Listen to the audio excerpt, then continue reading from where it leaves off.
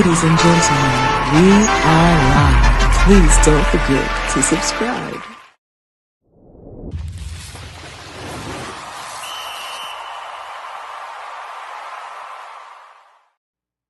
Hello, everyone, and welcome to Below the Whistle Sports. I'm your host, Wayne Holloway, and thank you once again for tuning in. Please like, subscribe, and share. And like always, if you want to see something in the show, or you have a bright idea that you want to see us implement on this show, drop them in those comments below, or hit us on any one of our social media outlets. Holler at us, we holler back. But we got a juicy show packed for you guys today.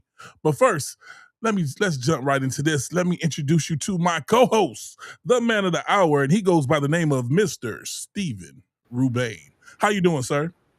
Man, what a cornucopia. That's our word for today. Cornucopia of sports this weekend. So many good sports on, so many different types of sports. For us sports fans, we love it. So beautiful time of the year. Beautiful. Beautiful time of the year. We got finals, we got playoffs, we got championships, and we got the World Cup. So yes, sir. We'll just jump right into it. Are you ready for that World Cup, Steve? I'm ready. I watched quite a few games this weekend, but I'm ready to really get into it. But like I said, this time of year is just great because there's so much going on. But I guess I got to start the show out on a bad note. Here we go.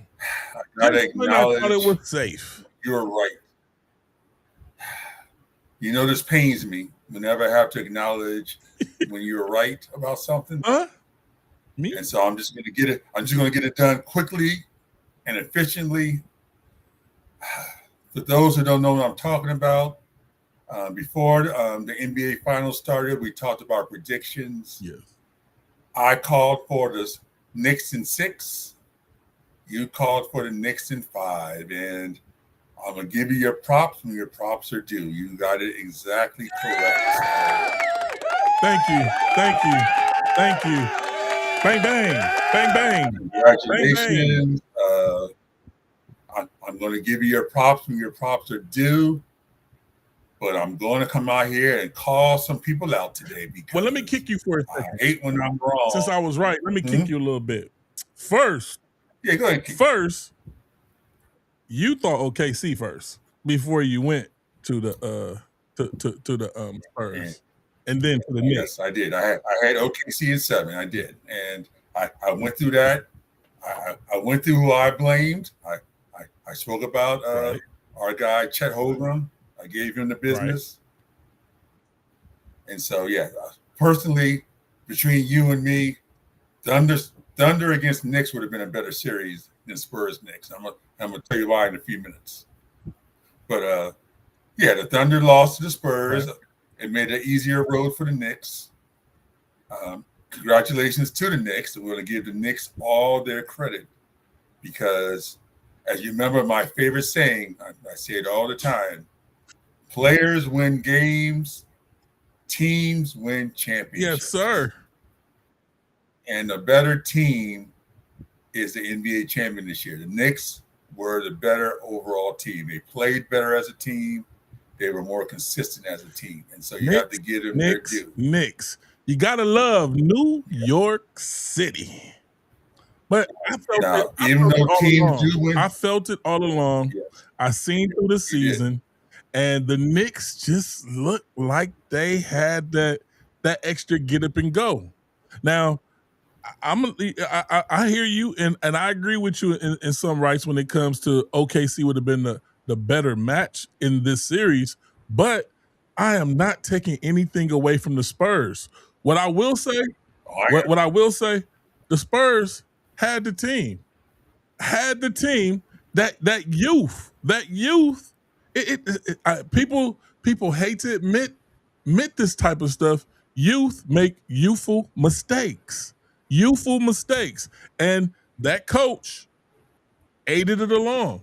Because he's supposed to be the anchor, the guiding point, and he allowed them to be as young as they were. Now, in my opinion, the Spurs had it.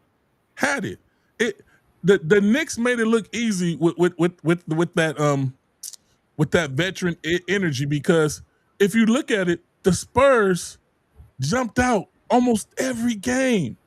It's like the Knicks spotted them points and was like, "You want to show these youngsters what's going on? All right, let's do this." Every time the Spurs, all they had to do was keep the energy and slow the game down when the shots are not going, and let the coach run the game. But their coach failed them.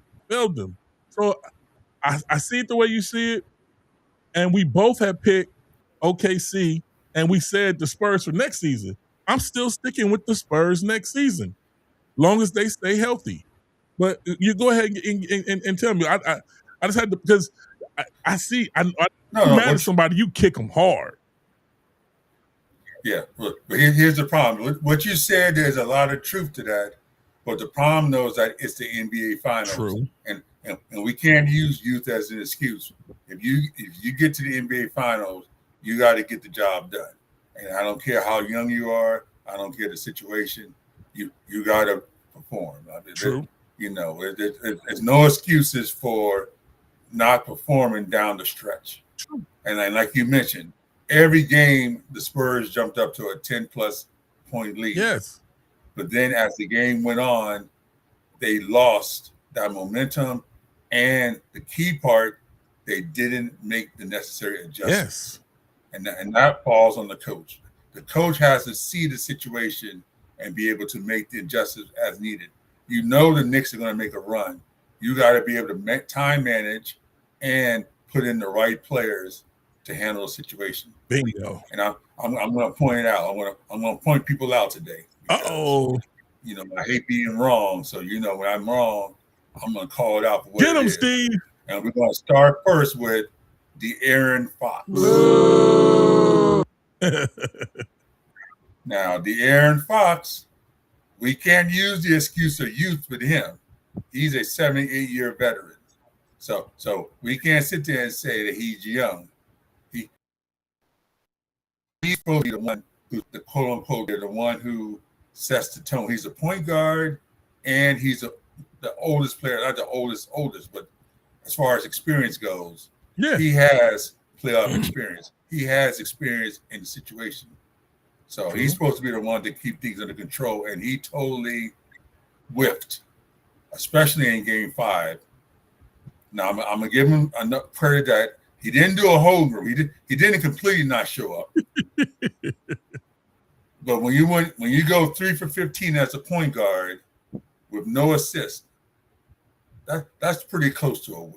Pretty close to it. At least he threw shots up. But 3 for 15 can't cut it in an elimination game. Yeah.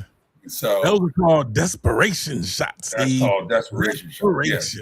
Yeah, he just totally did not show up for the occasion. And quite frankly, from a comfortability point, they go in.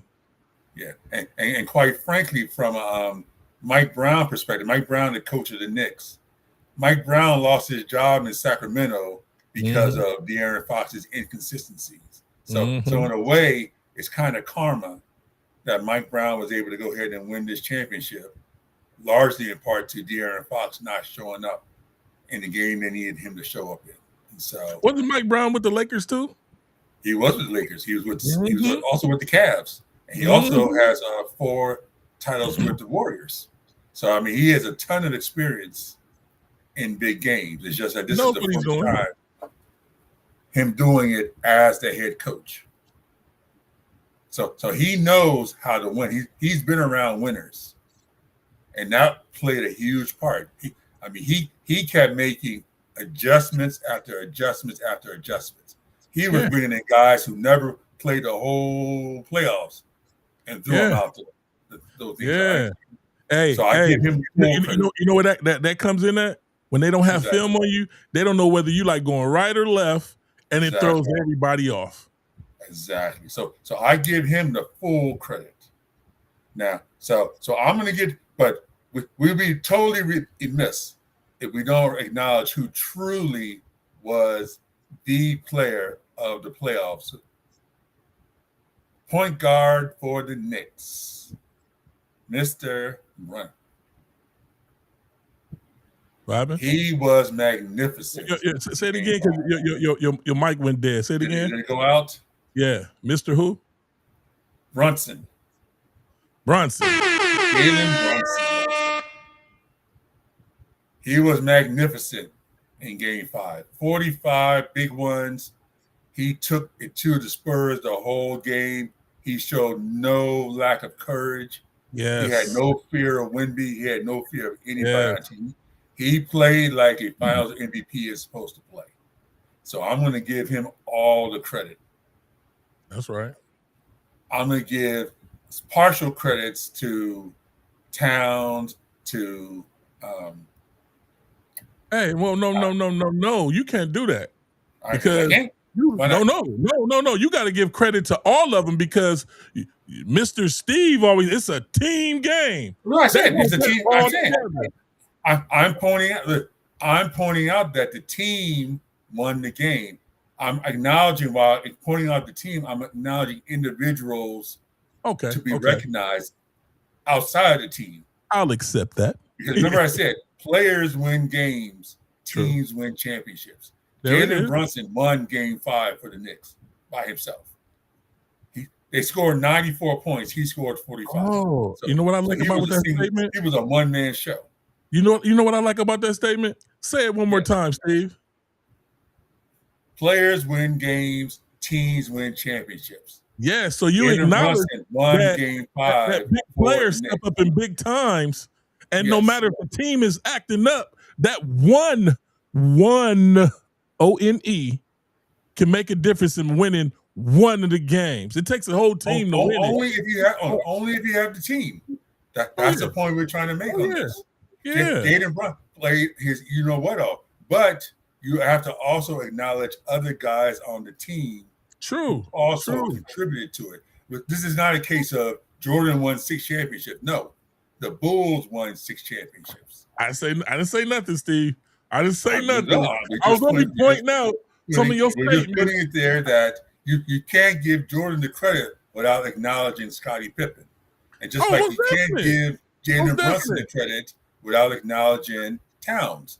Yeah, you have to acknowledge Towns. You have to give Jordan the credit for riding it out with one team. Even when he was taking it on the chin, you got to give him that credit. I give him that credit. That's why I called him, and that's why I've called him the GOAT. We've been through this. Right. I have on many occasions stated that Jordan gets the GOAT recognition. Yeah, but that does not mean that Jordan had a better career. Conversation. I was enjoying your just to get it clear for everyone on the show, I have personally come out on many occasions and said Jordan gets GOAT recognition, but he did not have the better NBA career. The better NBA career is LeBron James. Just like right now, because see, based on your logic, because Jalen Brunson won the finals and was finals MVP, under your logic, you would say that he's a better player over Allen Iverson. Now, anybody who's seen, I didn't say any of that. I'm making this point. I didn't say any of that. Because Brunson has one championship. In my mouth. I didn't say any of that, but I understand your analogy. I'm giving the reference. I'm giving you the reference. The reference is that based on your championship analysis, you would state that Brunson is a GOAT over Iverson because he has a ring and Iverson does not. Now anybody who lived and knows the truth knows that Allen Iverson, of course, was a better player than Brunson. No disrespect to Brunson. No. But Allen Iverson never had the team that Brunson has. I'm not even on that argument. That's an irrelevant argument to me. It is relevant to the point of players win games, teams win championships. Allen Iverson won many games in his career. But on the court, we have players, and then we have the Jurassic dinosaurs, which are the mogul names. You can't use a regular player name and try to compare them to one of our Jurassic players and think that the analogy is going to coexist. It doesn't work. You don't think Jalen Brunson was it? You don't think Jalen Brunson is one of the top players of this generation? Yeah. So if I'm acknowledging him as being a great for this era, why would I not be able to compare him to Iverson? See, this is where it gets kind of sticky on you, is that you pick and choose who you want to compare. You compare. Why can you not compare a great Brunson player? But all this is coming off of, and we're totally off of the championship now. No, but I'm mentioning about the fact of acknowledging another GOAT debate. I see where you're going. I'm trying to stay on topic, but you're trying to go into another GOAT debate. Okay, the reason why I'm doing this is because we're going to get to the next portion, because now that we acknowledge the Knicks, we're going to say for the NBA, the NBA had a great situation with the Knicks, huge ratings, city going wild, New York City going wild. I mean, 53 years. Yes. Now having the championship. It was a great year on that regards for the NBA. Now, on the other hand, and because talking about the GOAT debate, when we start the season, I want to ask you a quick question. Do you think the Knicks can go back? Okay, I'm gonna get that. Good question. I'm gonna get to that in a second. I'm gonna get to that in 1 second. Good. Because that's where I'm going with. So what I was trying to bring up is that at the beginning of the season, we were discussing about the changeover in the league. The league now having to find the next great superstars. Right. Who's going to take that next mantle and become that next great player? Because we know LeBron is 41. We know Curry now is in his late 30s. Durant's in his late 30s. Harden, Westbrook, they're all late 30s. Who's going to take the mantle from these guys when these guys all retire? And we brought up names. We brought up Shai Gilgeous. We brought up Wembanyama. Some people talked about Cooper Flag. When all is said and done, at the end of the season, we're kind of still back with square one. In regards of LeBron, Curry, I forgot about Giannis. They're still the big names being discussed around. Wemby, of course, had a great season, but do you think Wemby can make that mantle of being Jordan-esque, Kobe-esque, LeBron-esque as far as dominating the league, controlling, Wemby, having that it factor? Wemby's on the perfect team. Wemby reminds me of why am I about to say the Dirk Nowitzki? No, who was the big man on the Spurs? Duncan. Wemby reminds me of Duncan so much, but he reminds me of a Duncan that's he can be the face of the NBA. I'm gonna come out and say it, and this is prematurely. I'm gonna say this. I said it last season. The Spurs were the better team. They were just too young. They needed to take this on the chin. Now, if the Spurs stay healthy next season, it's going to look way different. But I believe we will get another Knicks Spurs matchup again. I believe we're going to get. It's going to gear up that way. It's going to gear up that way again. And I believe the Spurs this time, long as they stay healthy, it's going to be a different story. It's going to look like night and day. I'm telling you, if you would, that game where the Spurs were winning by 29, that's the way these games are going to look next time. It takes a young guy to get hit on the chin to know what he needs to do and go back and look at the game and see all the mistakes that he made, they made, coach made, and next season, wow. I believe what's beautiful about this, it looks like the NBA is turning the corner and is about to be exciting again. It's like we've getting past I'm gonna say it. The NBA for some years have been boring. It looks like it's about to be exciting once again. In my opinion, it looks like it's coming back. I feel the momentum. These games were like old games of old. They were exciting. I haven't felt that in the NBA game in a long time. A long time. Okay, all right. Now to answer your question, because I did put it off a few minutes ago, I would say the Knicks could be the favorite next year, but there's going to be a lot of factors that's going to go into, and I'm going to start with the first two big factors. You got two big free agents out there, one being Giannis Antetokounmpo, and one being, I know this is a guy you love to hate, but LeBron James. And so depending, I know. So depending on the decision those two guys make, I mean, I know you. I didn't say nothing. You're stuck in your ways. I didn't say nothing, Steve. But given the decision those two guys make, now if I were the San Antonio Spurs, like your view of the Spurs is a lot different than my view of the Spurs. If I was the San Antonio Spurs, I'm on speed dial to the agent of Giannis and to the agent of LeBron James. Because from what I saw in the finals, they are one Giannis or one LeBron away from not just being champion next year, but being back-to-back champion. All they need is that veteran enforcer. You give Wemby Giannis or you give him LeBron, they're unstoppable because that's all he needs. He just needs somebody who's a ball-dominant player who not afraid to pass in the ball in position. You know what? I was over here thinking. That's the only thing that killed him this year. I was trying to, you know what? Mm-hmm. I will go with the Giannis theory, but I'm too scared that the dynamic of that team is great now. Their players, no, it's not great. It's not great.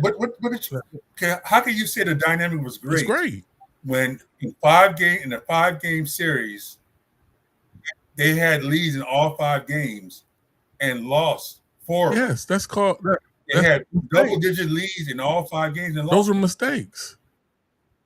You just don't make those mistakes anymore. That's the whole point. I think adding some new blood to that team, you don't have the nucleus of the team.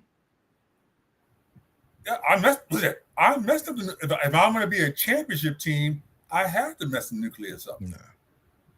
How can I expect them to do better next year when they can't hold the leads this year?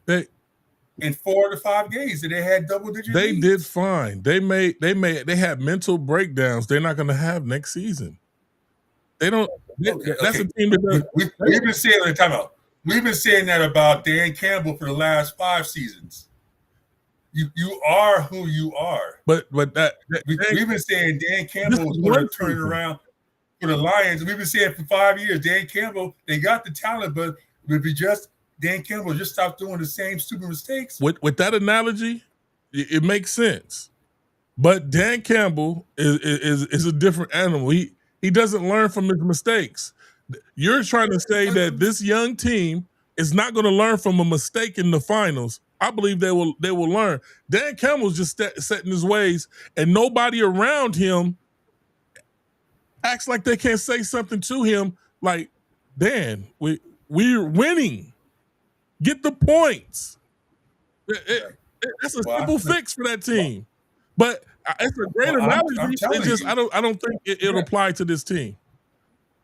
I'm telling you, they need to keep the team, but they need to go out and get that one player who's going to control them from making those mistakes. If you have a smart player like a Giannis or a LeBron on your team, he's not going to let you have a 20-some point lead and lose it.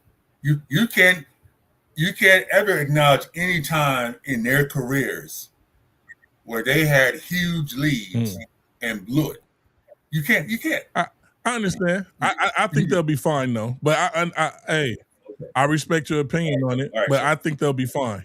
So we'll see. If they stick with the same team, they're going to have the same result. That's my analogy. You're saying stick with the same team, and then let's see what happens. We'll see what the Spurs missing do. The point that we said they weren't ready this season.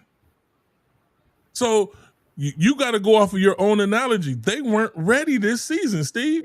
They were ready. They made it to the finals. No. They weren't ready. It was too young of a team.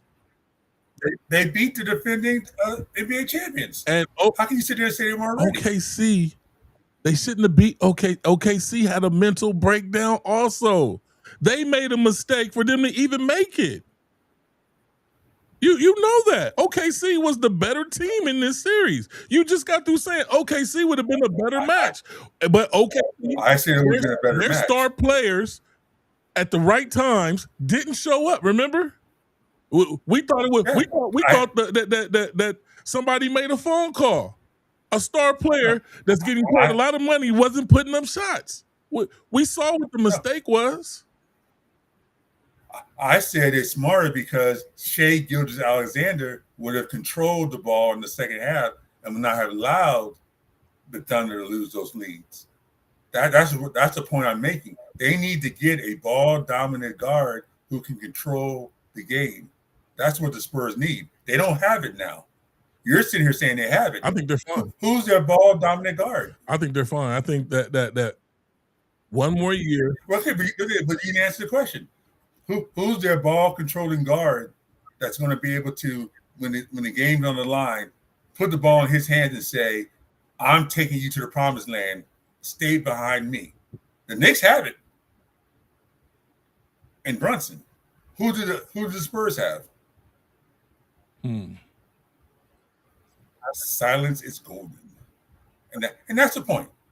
So going into it next year, I hope the Spurs go out and get that player that could be that ball dominant player who and I hope they stay the same myself. And you hope they stay the same. So guys, you guys remember this. So next year at this time when we're looking at the finals, let's see who goes where. Now going back to the Spurs though, as I mentioned several weeks ago, I keep mentioning the same thing. Wemby needs to get in the weight room, put on 25 pounds of muscle, and build up his core. And when I say build up his core, that means from his thighs to his calves, he has to get stronger below the waist. He can't be letting Alvarado knock him to the ground. There's no way a 5'11", 180-pound guy should be able to knock you down.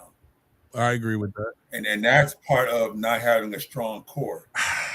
So he has to build that. I don't care how great he is, how talented he is. He can't survive in the league if he's falling on the ground 20, 25 times a game. You just can't. Understandable. So that's a big one for them. The Knicks just need to tweak. The Knicks have already all the pieces in play. They just need to do a little tweaking here and there. You can run it back with the squad they have if you just made one change, maybe two changes. That's it. Now, as far as going back, the Thunder, the Celtics, the Sixers, the Rockets, Lakers, they got a lot of moves to make to catch up to the big three we just talked about. Right now, it's the Spurs, Thunder. I don't see any moves Knicks. Anybody can make right now. A team can emerge, but right now, I think we have our next year pathwayed out for us. Now, unless we get some mega team forming, I haven't seen hints of that storm coming yet. You know, I'm checking the weather. I don't know. You know, there's two major one thing is this is supposed to be a strong draft, so we're going to wait and see. Apparently, this is a very strong, top-heavy draft. There's about 4 or 5 guys that are going to be able to come in and have an impact immediately. So, we of course, we will never know until the games start to see them out there on the court. But that's one thing. Was a great season. Yeah, it was a great season. It was a great season for the Knicks. I'm not going to say it was a great NBA season. The Knicks winning was great for the NBA. But the NBA as a whole still have to answer that question we talked about at the beginning of the season. Who's going to be that next superstar? Who's going to be that next guy Wembanyama. That's going to put the NBA on his back? There it is, Wemby.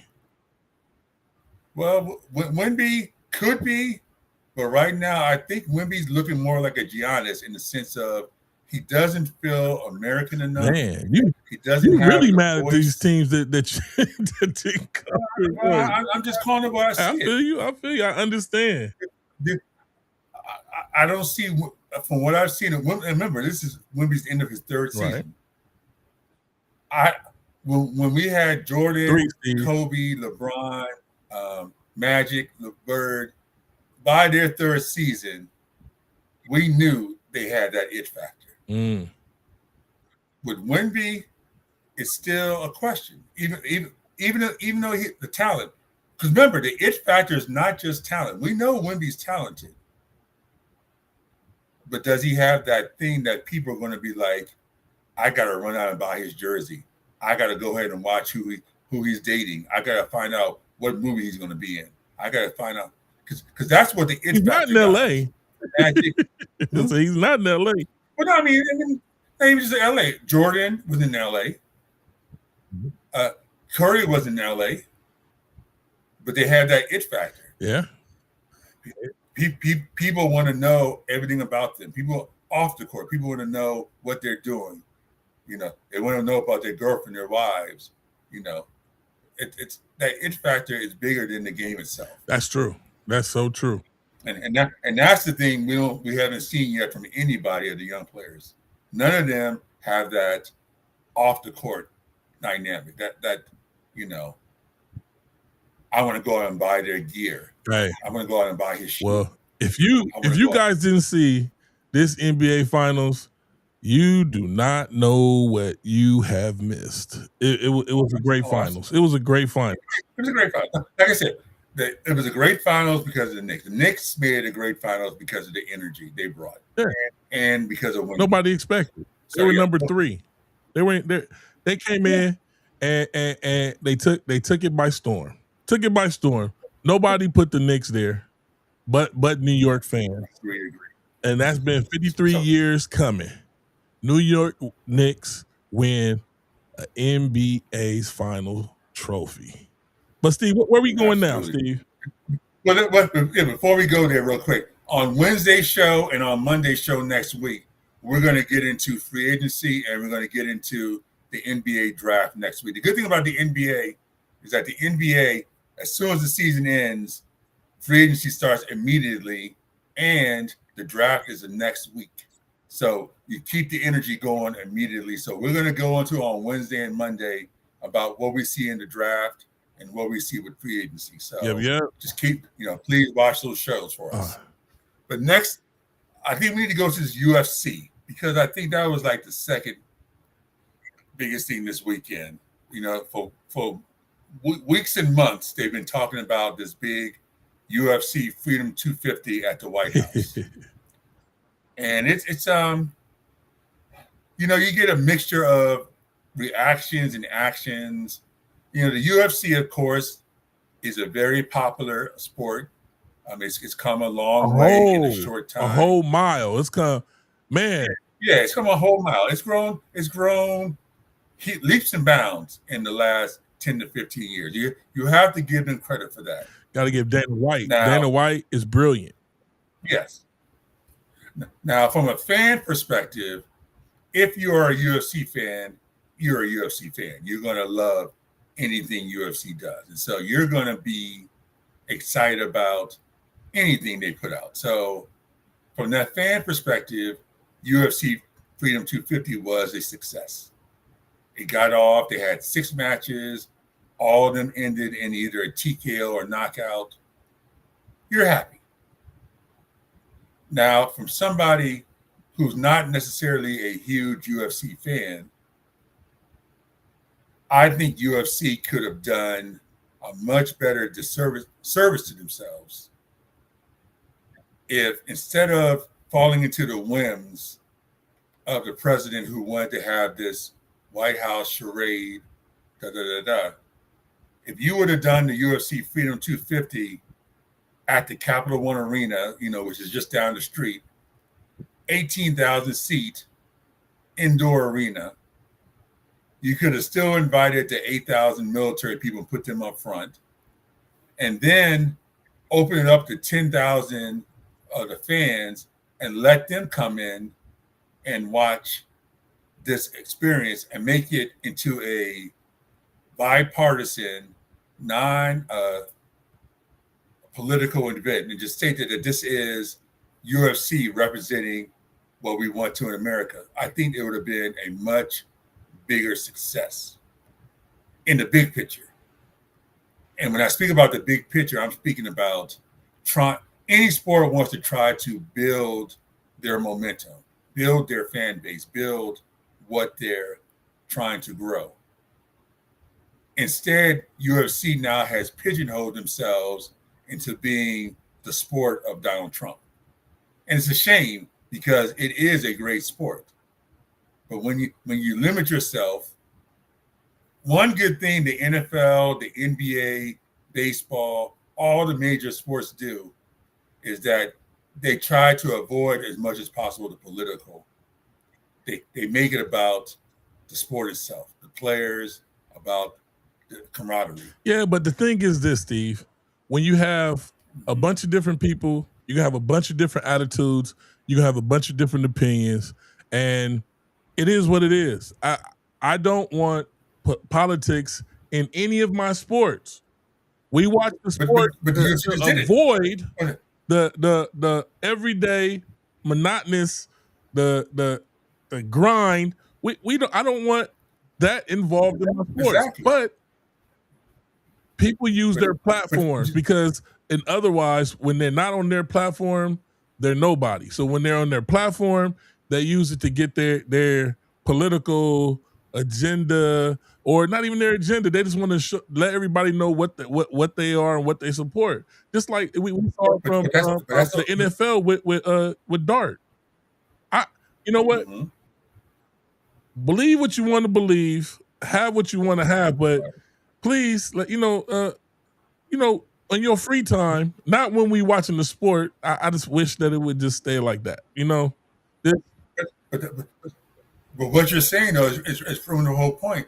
The NFL does not want to tie into a whole political. They want to be a sport about everyone. If you love football, we want you to watch no matter what your political. Exactly. And Dana White came out and he spoke against the nonsense that went on. He's all about free speech, but he didn't even like what was said or what went on. He condemned it. So who did? Huh? Dana White. Dana White came out and said that he didn't appreciate what was said.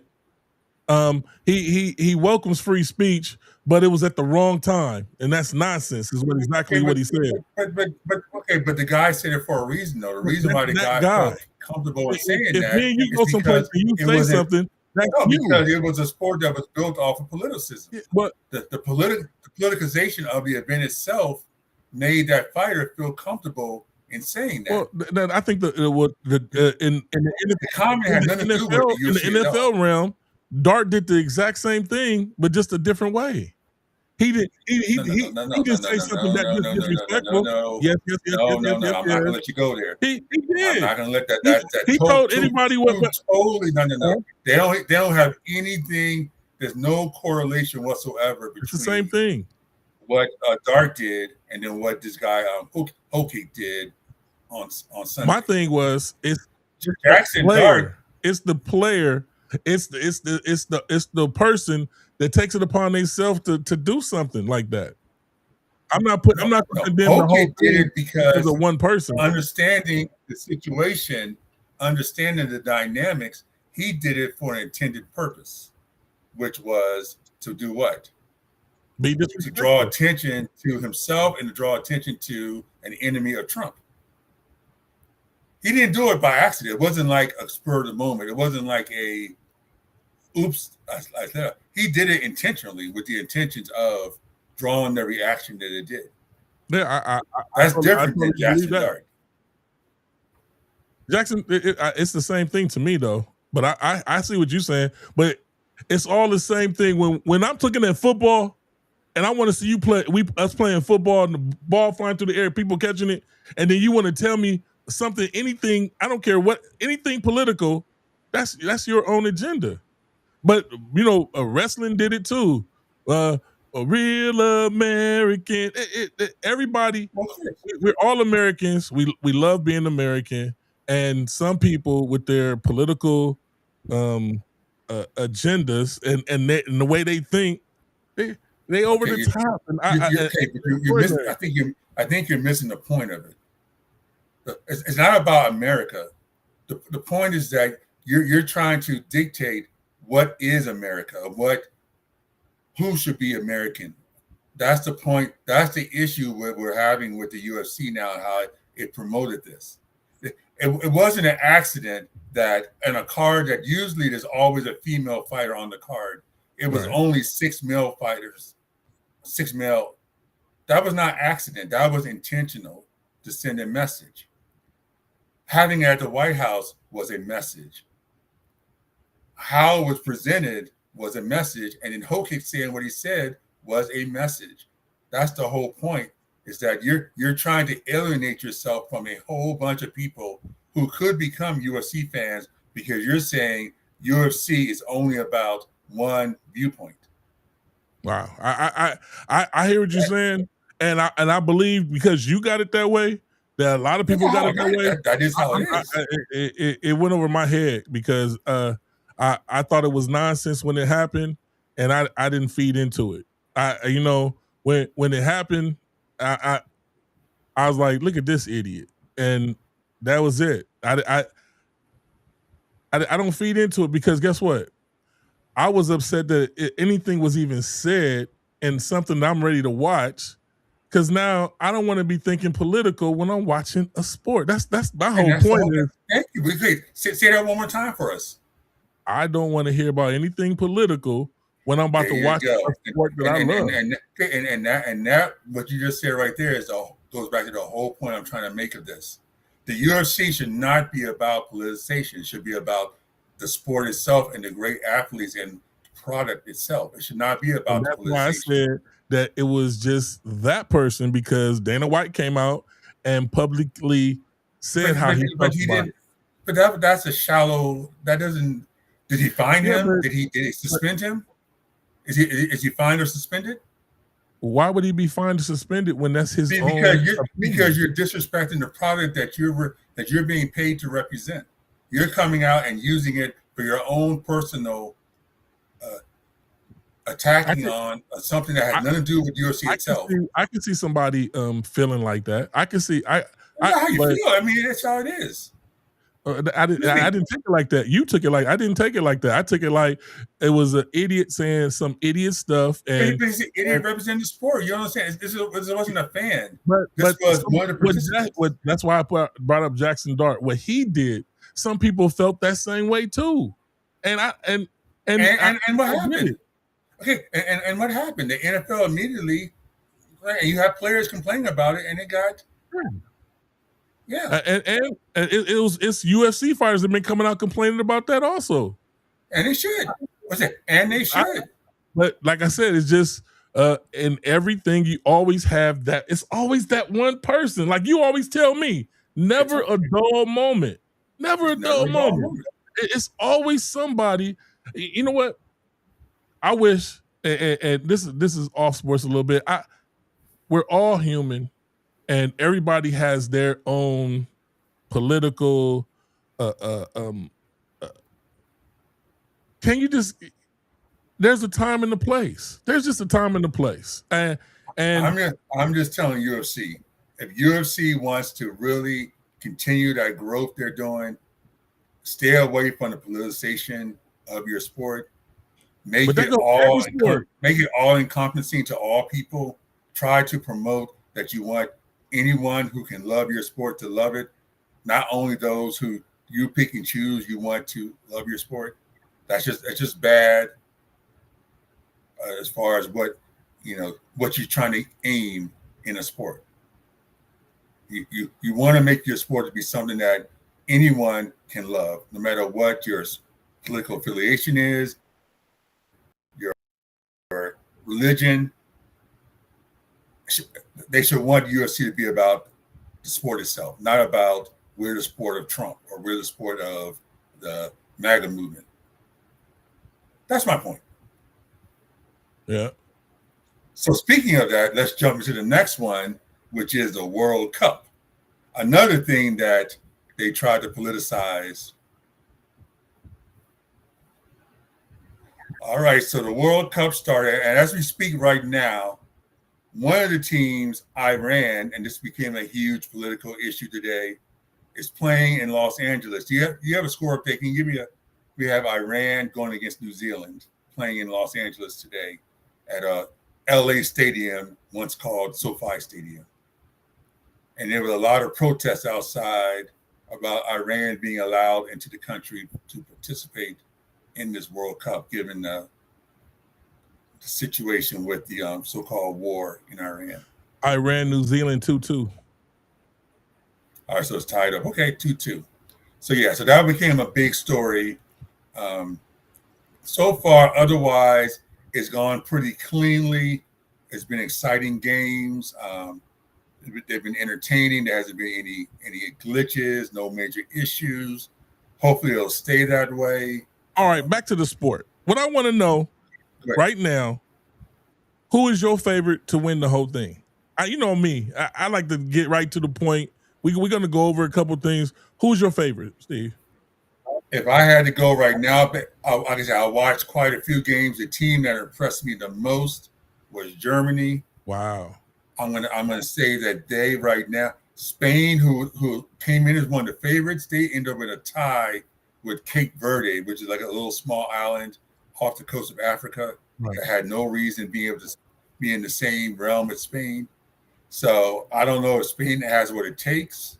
Right. Italy, of course, is a powerhouse. Brazil, but the team I saw that looked the most dominant so far, and if I had to go with one, I'd say Germany.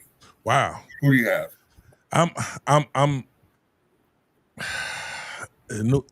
England and Portugal are my two that I've been eyeing, and I want to say England, but Portugal is just, I don't know, man. I don't know. Yeah. I'm gonna stick with England. That's what I'm gonna stick with. England. Okay. All right. So you got England. I got Germany. Portugal. It could be a wild card. Like I said, Italy, Spain are wild cards as well. Now I want to point out to never everybody, forget Brazil. I just got into soccer like 2 years ago, and it's like a whole new world. but I'm starting to love this sport. Like, I used to watch it at the park. I used to watch the guys play it. I even watched rugby, and I was just like, I think I was too caught up on them calling soccer football and being like, oh, football. But now that I'm older, man, soccer is a wonderful sport. Wonderful sport. Yeah. And I'm going with England in the World Cup. Okay, well, we're going to keep you guys, like I said, I got Germany, but it's fluid. We're going to keep you guys updated. We still got several weeks left of the World Cup, right. So you guys keep watching. And Steve, I think we're going to close up with a little football. I think we go over football. American football.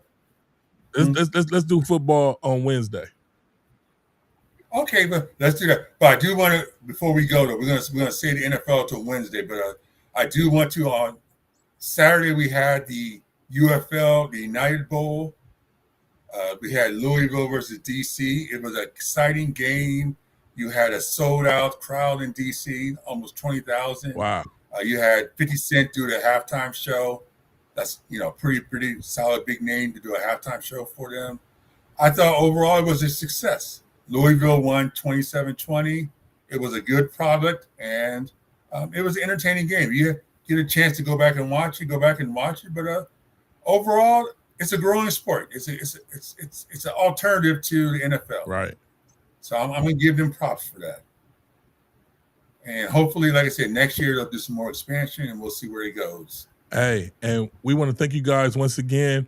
I know we went in a little bit, but when it comes to sport, leave our sports alone, play the sport, and let us enjoy our pastime, our free We're fans. time. That's it.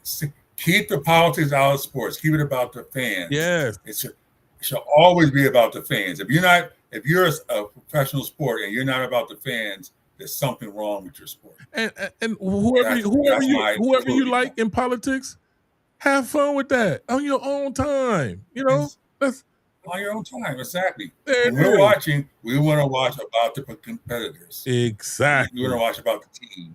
Exactly. All right. Now that's Wayne Holloway, Stephen Rubang. Thank you for tuning in. Blow the Whistle Sports. We'll see you Wednesday, 7 p.m. sharp. Peace out. Peace.